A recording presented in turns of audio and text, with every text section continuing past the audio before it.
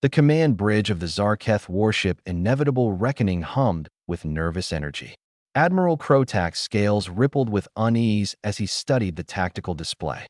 3 months ago, his fleet had obliterated a human mining colony on Kepler 442b. It had been a simple message: stay out of Zarketh territory. The humans had 2 mining stations there, both primitive operations. Krotak had expected surrender or perhaps a diplomatic protest. He had not expected this. "Admiral, the human fleet has entered weapons range," his tactical officer hissed, mandibles clicking anxiously. "They're not responding to hails." Krotak's 3 eyes narrowed. Humans were supposed to be a young species, barely capable of faster-than-light travel. Their ships were crude, their weapons outdated. The Zarketh had ruled this sector for 10,000 cycles. What could these primates possibly do? "Open fire," he commanded. "Show them the price of defiance." The Inevitable Reckoning unleashed its plasma batteries, brilliant orange streams of superheated matter that had reduced countless civilizations to ash. The human ships, only 12 vessels against his fleet of 40, began their evasive maneuvers. And that's when Krotak realized something was terribly wrong. The human ships moved like predators, not with the calculated precision of military vessels, but with something far more dangerous: instinct. They rolled, dove, and split apart in patterns that defied standard tactical doctrine. His plasma batteries missed by margins that should have been impossible. "What are they doing?" Krotak demanded. His tactical officer's voice trembled. "Admiral, they're not following any known engagement protocols. They're improvising." Aboard the human destroyer Relentless, Captain Kirsten Voss gripped her command chair as her ship barrel-rolled through a lattice of plasma fire. Her auburn hair was pulled back tight, her gray eyes locked on the holographic display that showed enemy positions updating in real time. "Alexander, I need firing solutions on their flagship," she called out to her weapons officer. Lieutenant Alexander Chen's fingers danced across his console, his dark eyes calculating trajectories with the speed of someone who'd grown up playing three-dimensional strategy games. "Got it, Captain. But their shields are too strong for a direct assault." "Then we don't go direct," Kirsten said, a predatory smile crossing her face. "Remember what we learned about apex predators in training?" Alexander's eyes lit up with understanding. "We hunt in packs." Kirsten opened a channel to the fleet. "All ships, pattern Delta 7. We're taking down the big one." The Zarketh had evolved on a world where they sat atop the food chain, unchallenged for millions of years. They understood warfare as a matter of superior technology and numbers. But humans?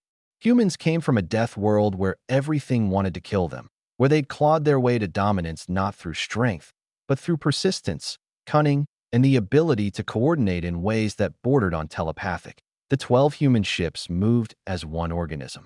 They split into 3 groups, each taking different vectors toward the Inevitable Reckoning. The Zarketh fleet tried to intercept, but the humans had already calculated their response. Ships that appeared to be retreating suddenly reversed course. Vessels that seemed damaged limped into position for devastating broadsides. "They're hurting us," Krotak realized with dawning horror. By the ancients, they're hurting us like prey. On the Relentless, Alexander had synchronized his weapons systems with 5 other ships. When Kirsten gave the signal, all 6 vessels unleashed their railgun volleys simultaneously, not at the Inevitable Reckoning directly, but at precise points in space around it. The projectiles, solid tungsten rods traveling at relativistic speeds, didn't need to hit their target. The shockwaves from their passage disrupted the flagship's shield harmonics for exactly 1.3 seconds. That was all the time humanity needed. The remaining 6 human ships, which had been fleeing on the opposite side of the battlefield, suddenly executed a synchronized FTL micro-jump, a maneuver considered too dangerous by every civilized species in the galaxy. They appeared point-blank range from the Inevitable Reckoning.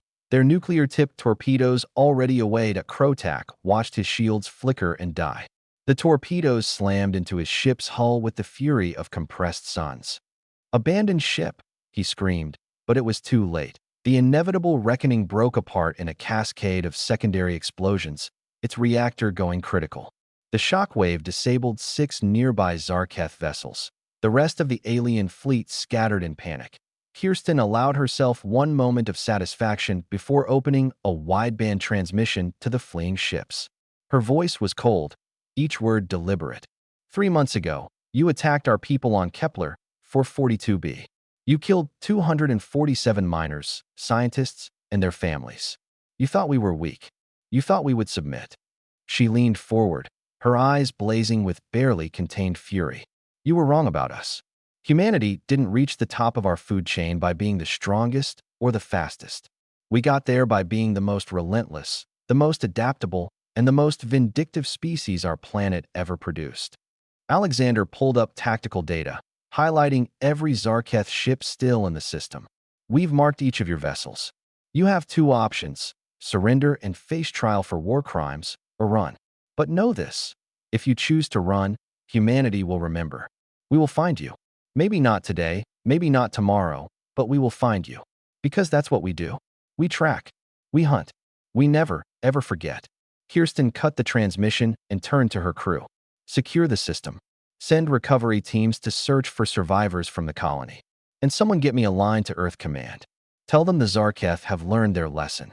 One by one, the alien ships powered down their weapons and transmitted surrender codes.